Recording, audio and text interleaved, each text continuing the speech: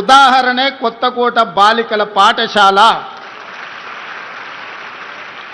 2023 కంటే ముందు ఇక్కడ ఉన్న పరిస్థితులు 350 మంది స్టూడెంట్స్ చదువుకునే ఈ పాఠశాల హైవేలో ఉన్న కొత్తకోటలో చైతన్యం ఉన్న కొత్తకోటలో కనీసం పిల్లలను చదివించడానికి తరగతులు గదులు లేకున్నా గొప్ప గొప్ప నాయకులుగా చెప్పుకునే వాళ్ళు ఇంటి పేరు నీళ్ళని పెట్టుకున్నోళ్ళు కానీ చదువుల గురించి ఒక్కసారి కూడా ఆలోచన చేయలే.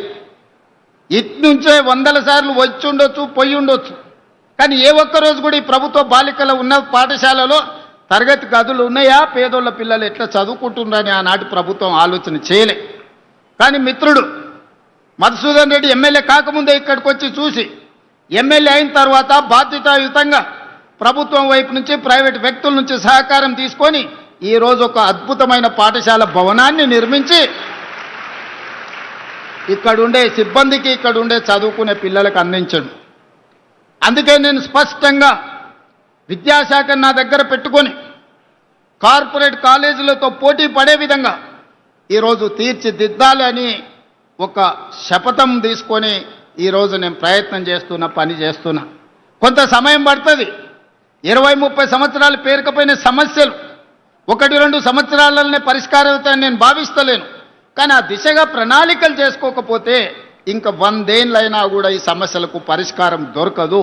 అందుకే ప్రభుత్వ పాఠశాలల మీద ప్రత్యేకంగా ఫోకస్ పెట్టిన 16 సంవత్సరాలు మీ ప్రమోషన్లు రాలే, 10 సంవత్సరాలు మీ బదిలీలు జరగలేదు, 22,000 మంది టీచర్లకు ఒక్క కలం పోటీతో ప్రమోషన్లు ఇచ్చి 35,000 మంది టీచర్లను బదిలీ చేసి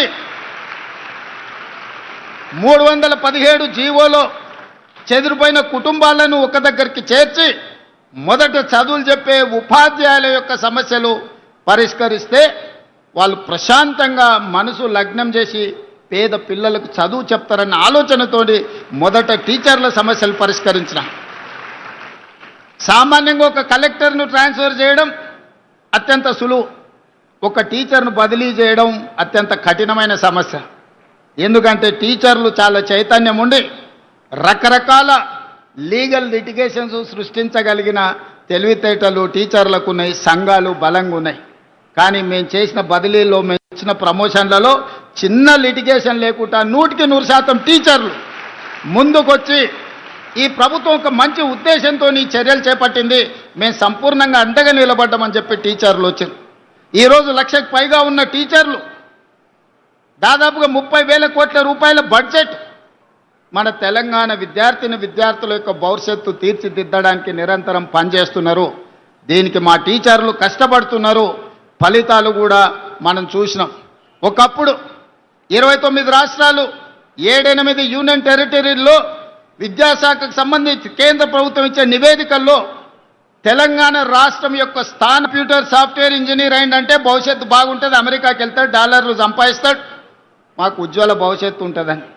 ఇవాళ అమెరికాలో ఆర్టిఫిషియల్ ఇంటెలిజెన్స్ టెక్నాలజీ విప్లవం వచ్చి ఉద్యోగాలు పోయి అమెరికాకి వెళ్ళిన పిల్లలు వెనక్కి వస్తుంటే తల్లిదండ్రులు దిగాలుతో కూర్చుంటున్నారు.